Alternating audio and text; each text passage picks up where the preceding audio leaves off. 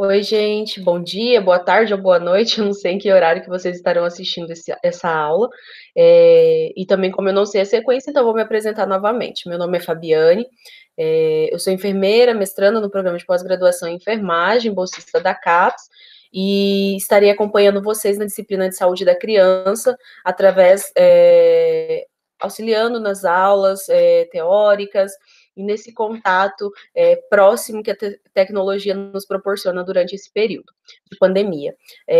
A responsável pela disciplina e minha preceptora no estágio de docência é a professora Gênesis Cruz. E então vamos abordar hoje, né, a anemia falciforme, e espero que nós possamos ter uma troca de conhecimento, diálogo, e aí talvez não nesse momento presencial, mas durante o chat, né, em que a gente vai discutindo, vocês vão trazendo as contribuições de vocês, trazendo as sugestões, as dúvidas, e a gente, na medida do possível, vai se solucionando, ok? Então vamos começar, que a aulinha é um pouquinho extensa, tá bom? Desde já peço que tenham paciência.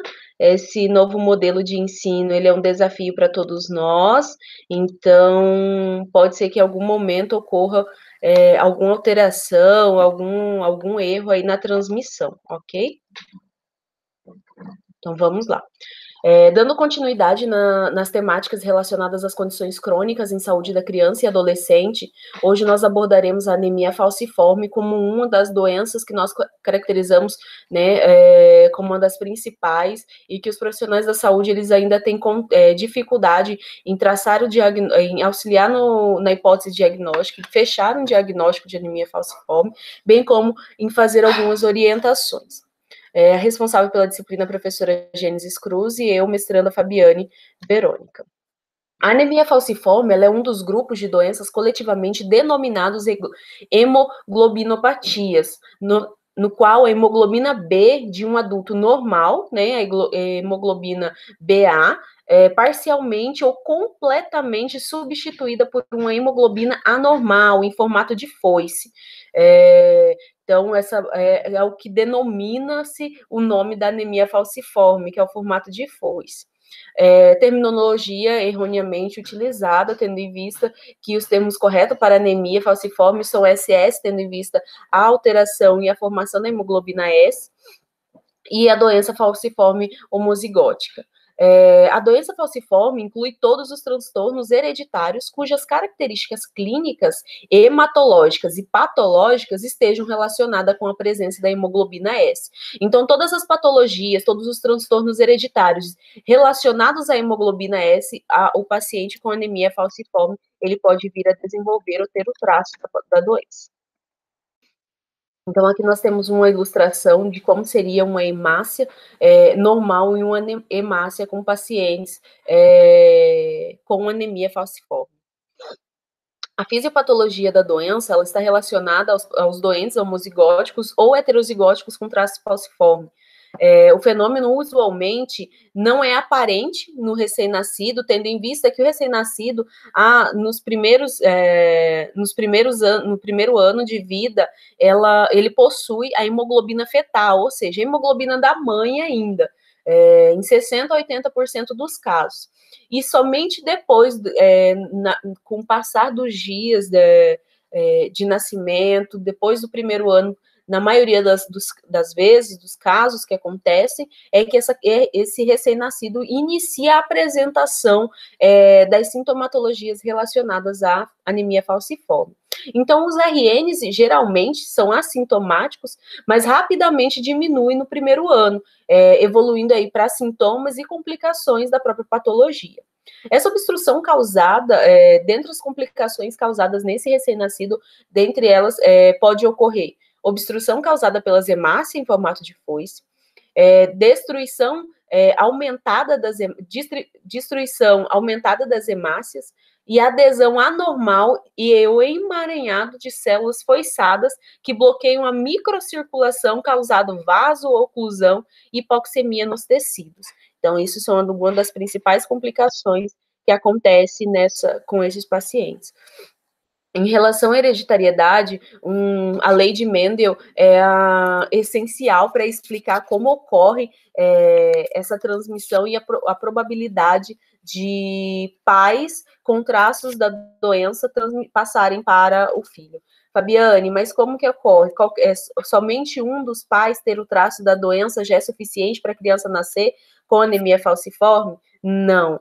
A anemia falciforme, diferente da fibrose cística, que pode ser somente um dos pais, a anemia falciforme, ela precisa que ambos os pais obtenham o traço ou a doença, né? E necessariamente esse traço, ele não o traço em si, ele não direciona para que esses pais eles sejam sintomáticos. Né? Então, na maioria das vezes, esses filhos portadores de anemia falciforme sintomáticos, eles são filhos de pais com traço da doença, eles carregam o traço da doença no seu DNA, e quando eles se juntam, o DNA da mãe com o traço da mãe e o traço do pai, ele pode originar aí 50% de chance, 25% de chance do filho nascer com anemia falciforme, 50% de chance do filho nascer com traços da doença, e 25% de chance do filho não nascer com o traço da doença.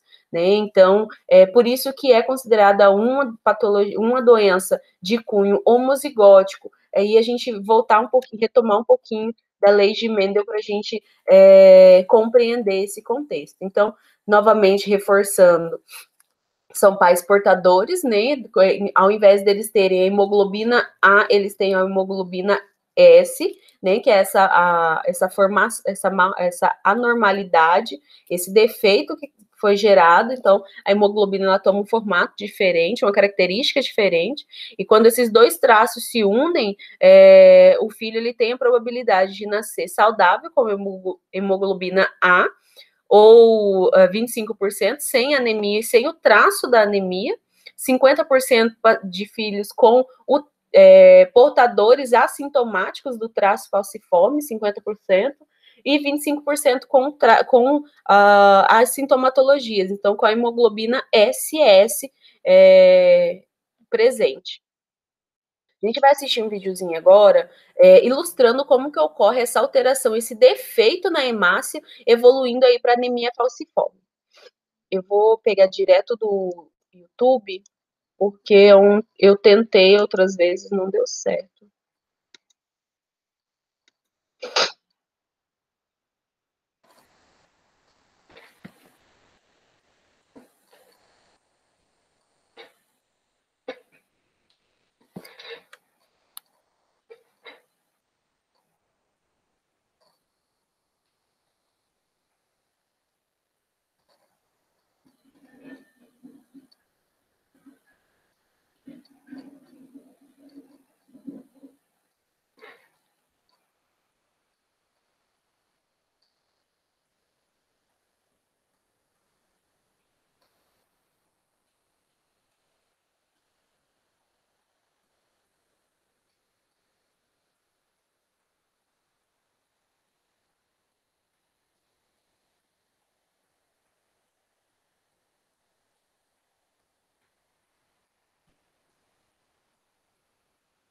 De queijo aí.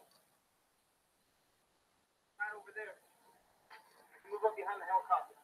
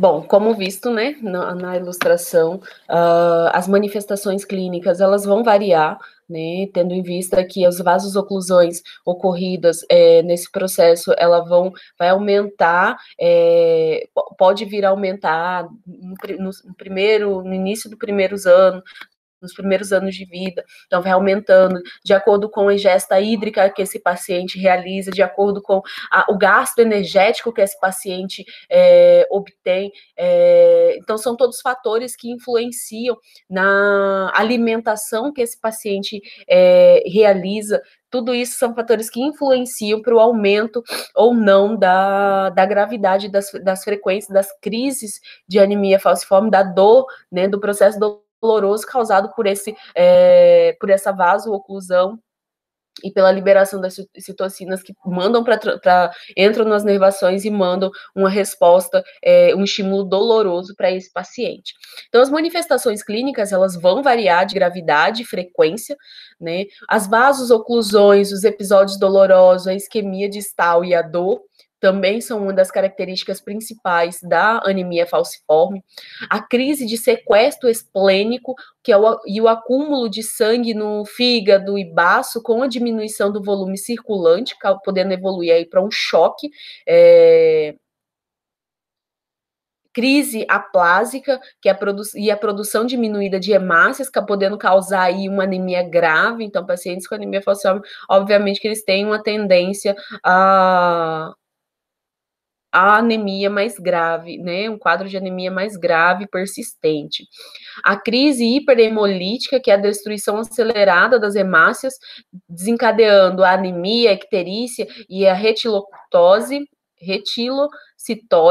né? A síndrome torácica aguda, similar à pneumonia, com infiltrado pulmonar, a dor torácica, febre, tosse, taquipneia, dispneia e hipóxia, e também AVC, que é muito comum na infância. De todos os casos na infância, o AVC ele é causado por essa obstrução dos vasos pelas hemácias, pelas hemoglobinas S, né, pelo formato de foice da hemácia, ela vai obstruindo o vaso e causando essas microvasoclusões, obstruindo esses microvasos cerebrais, causando aí um rompimento de vaso, seja ele podendo causar um rompimento de vaso enquanto AVC isquêmico, hemorrágico, ou um AVC isquêmico quando ele bloqueia essa passagem.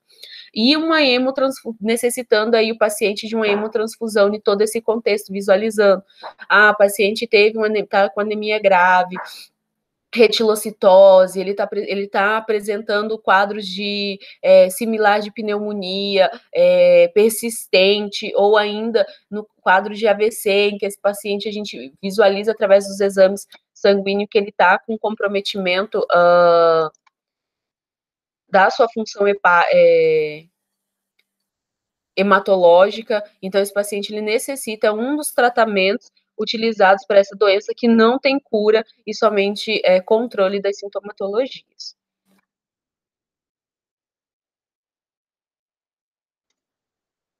O diagnóstico da anemia falciforme ocorre, ou pelo menos deveria ocorrer, né? E a gente, infelizmente, sabe que não é realidade de todos os serviços de saúde, mas o diagnóstico, 80% dos diagnósticos podem ser realizados através do teste do pezinho, que é a triagem neonatal, né? Ao nascer, os recém-nascidos têm até 80% da hemoglobina fetal, que não levam defeito, pelo fato dos níveis de hemoglobina S serem baixos ao nascimento, a eletroforese da hemoglobina B e outros exames que meçam as concentrações de hemoglobina são indicados. Então, como dito no início da explanação, essas crianças, quando nascidas, elas não apresentam as sintomatologias, né? Ela vai carregar esse traço, mas também não são todos os exames que fazem esse estudo hematológico para identificar a presença de alguma alteração gênica, buscando aí por doença, triagem mesmo.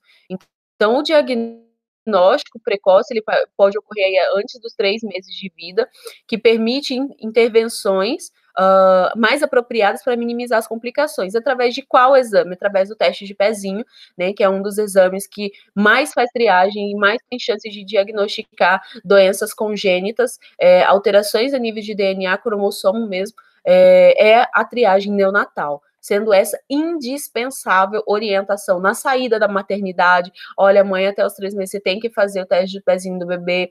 Olha, mãe, tá na unidade de saúde, levou na puericultura, a primeira consulta de puericultura, realizar o exame, o teste do pezinho do bebê nas unidades de saúde.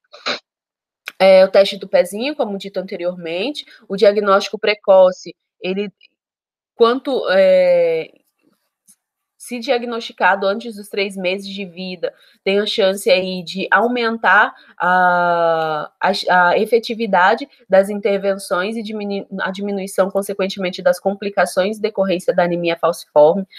Quando identificada durante a crise que segue a uma infecção respiratória aguda ou gastrointestinal, então aquelas crianças que apresentam infecção respiratória ou infecção do trato gastrointestinal persistentes, a criança melhorou hoje, daqui uma semana ela está de novo, melhorou, ela está de novo, é uma criança que tem muita dor, é uma criança que tem um quadro de anemia mais acentuado do que o normal, então são crianças que devem nos direcionar um olhar para uma possível hipótese de anemia falciforme.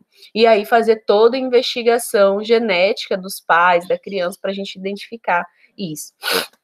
Teste com uma gota de sangue, teste com gota de sangue, ou teste de foice turbidez, é um dos outros testes que podem ser indicados para diagnóstico da anemia falciforme. A eletroforese da hemoglobina, que detecta a forma homoheterozigótica e a porcentagem de cada tipo de hemácia circulante. Então, através desse exame, eu vou saber se a criança ela carrega o traço ou ela carrega a doença, né?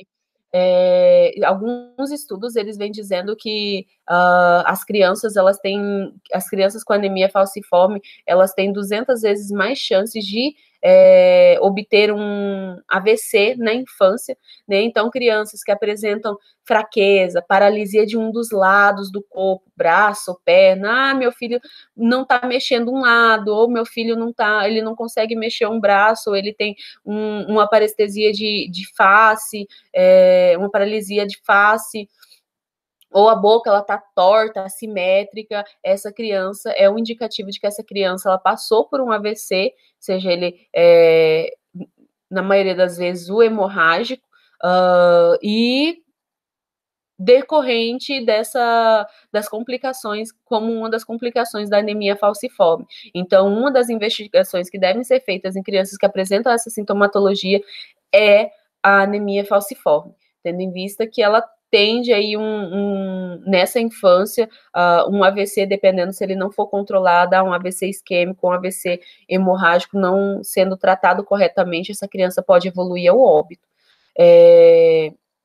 Dificuldade na aprendizagem e memorização, perda completa ou parcial da fala, convulsões e até coma. Os pais devem levar a criança à urgência de um hospital mais próximo, né? E a criança em condição de AVC e as crianças em condições normais, estudos, elas tendem a ter um pouco mais de retardo nesse processo de aprendizagem pelos próprios nutrientes que não são carregados e transportados corretamente aos sistemas, em especial o sistema nervoso.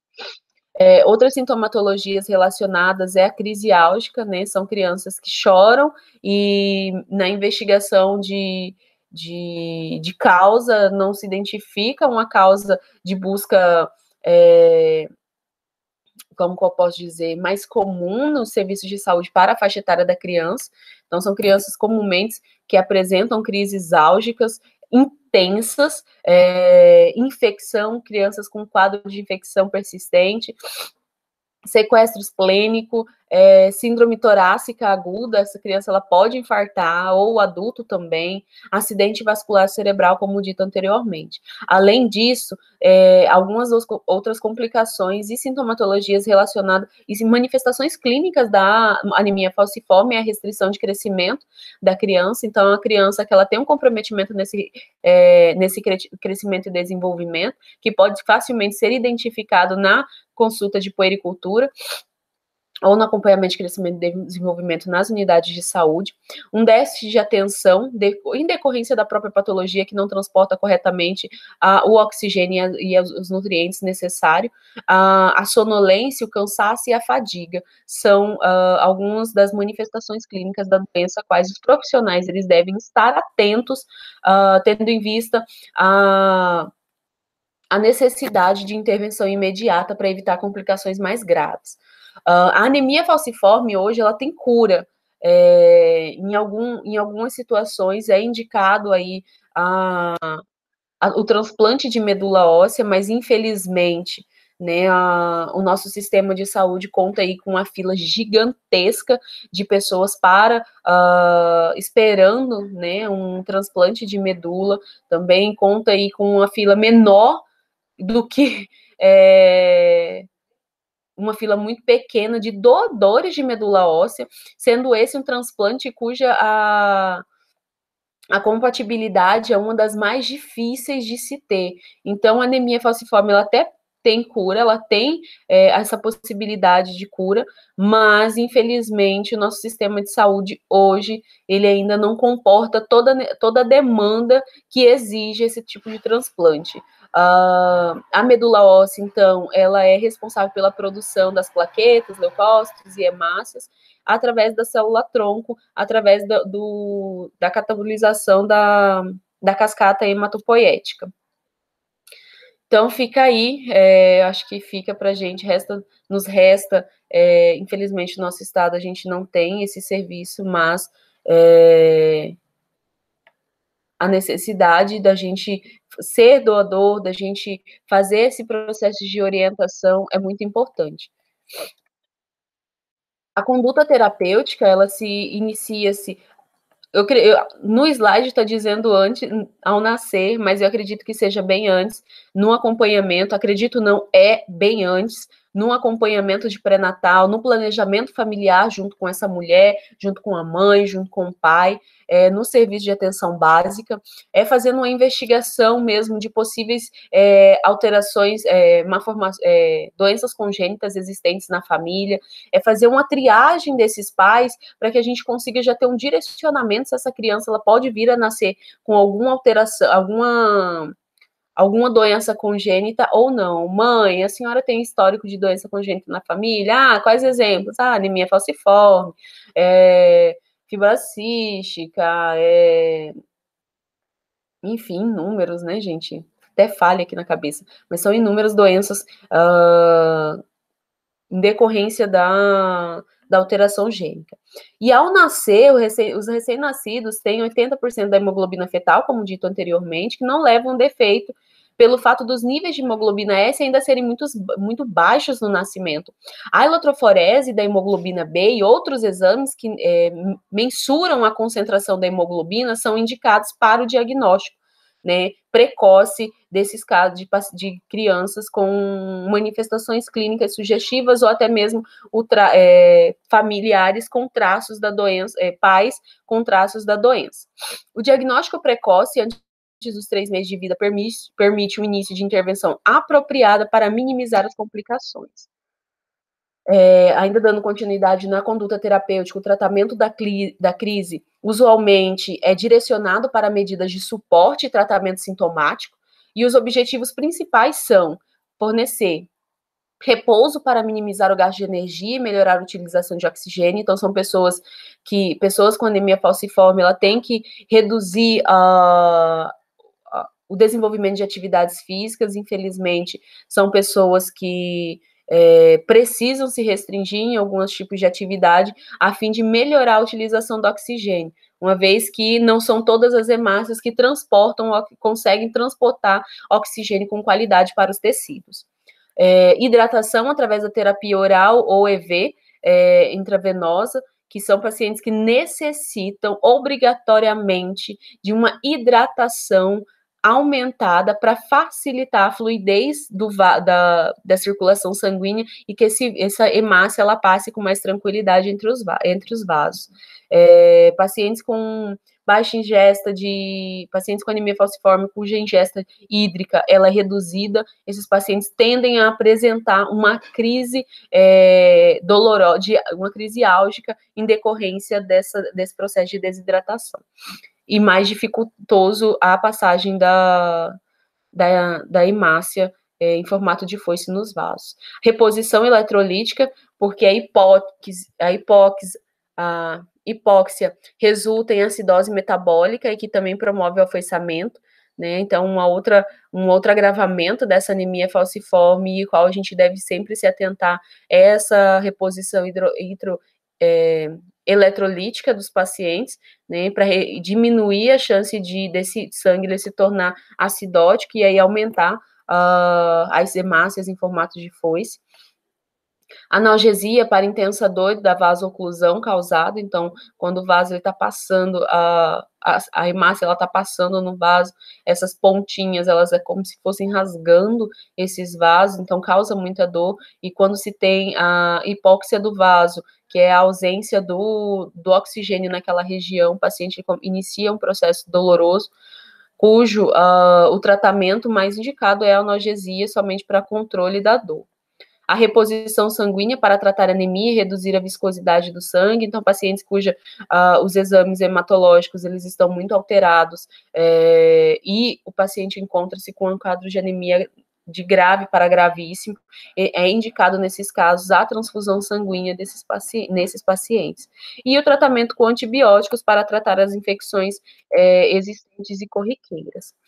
Então, intervir precocemente em problemas como febre ou temperatura igual ou superior a 38,5 graus, administrar penicilina quando prescrito para controle da infecção, que comumente acontece nesses casos, reconhecer os sinais e sintomas de sequestro esplênico, assim como problemas respiratórios que promovem e que podem levar à hipóxia, e tratar normalmente a criança. Acho que esse é uma das principais condutas.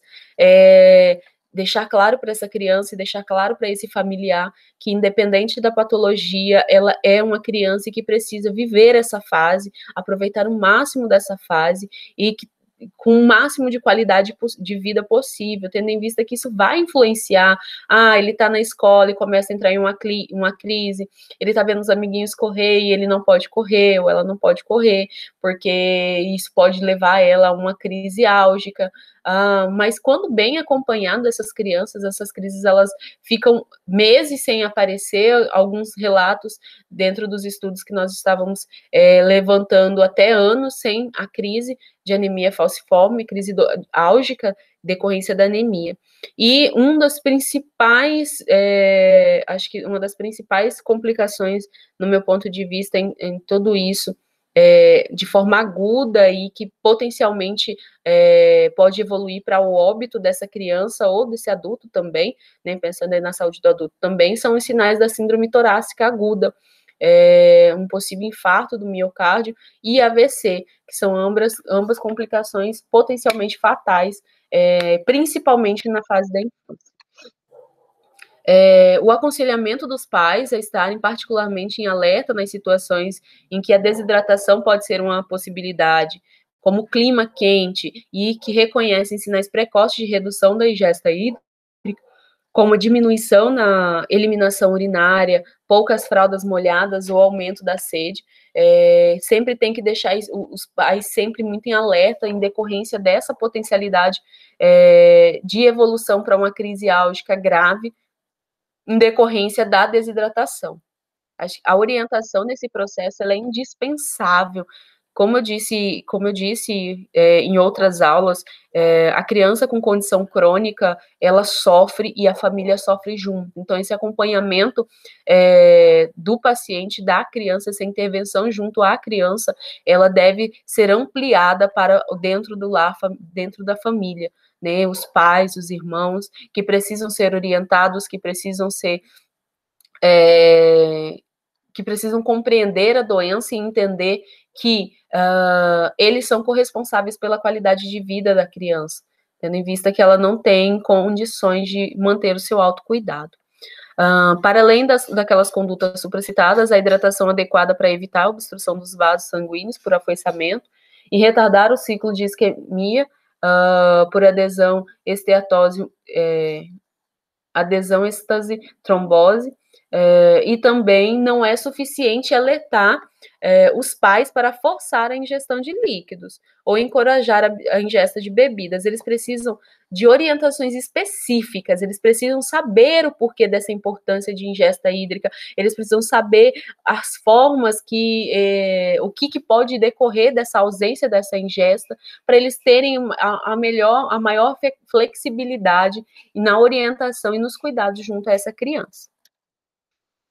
No livro da Young, que foi disponibilizado já no AVA, obtém alguns diagnósticos terapêuticos, alguns diagnósticos de enfermagem, bem como as intervenções indicadas, as justificativas, os resultados esperados.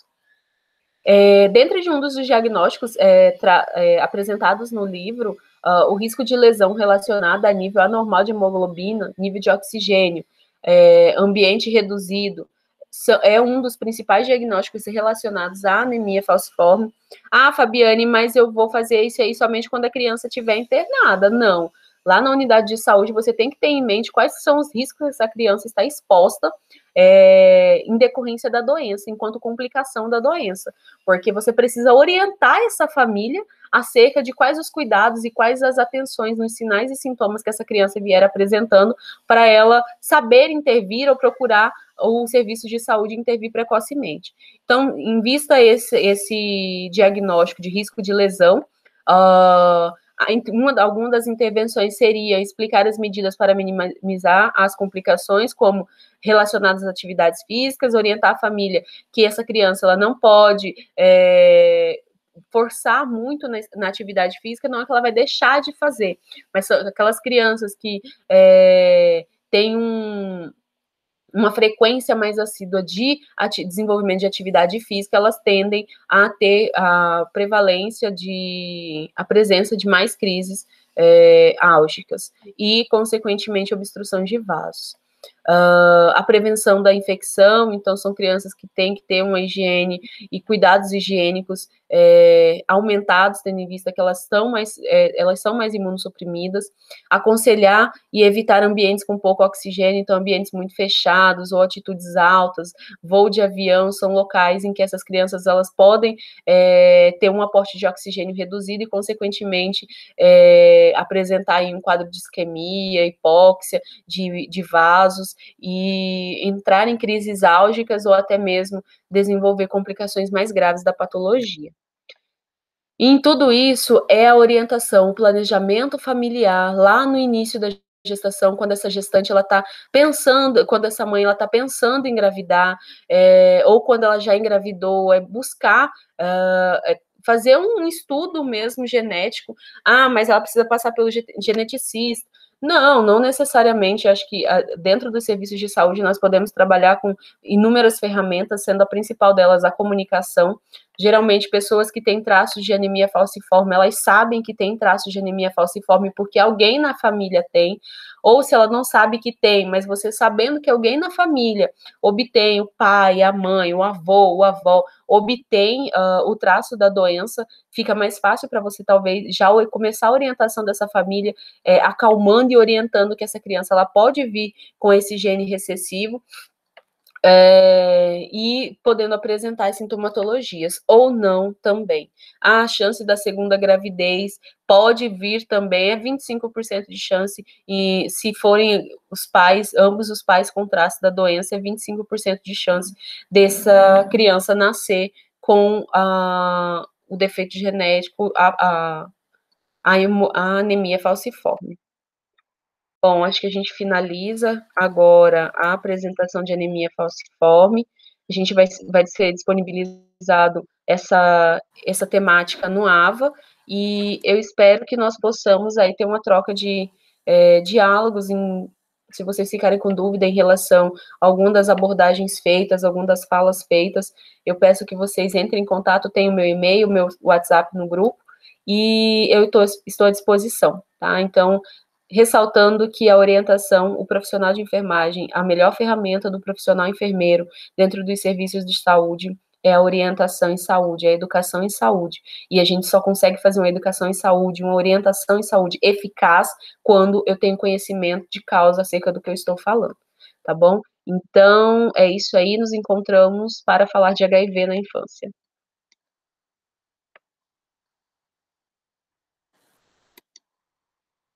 Deixa eu parar a gravação, já estava saindo sem gravar.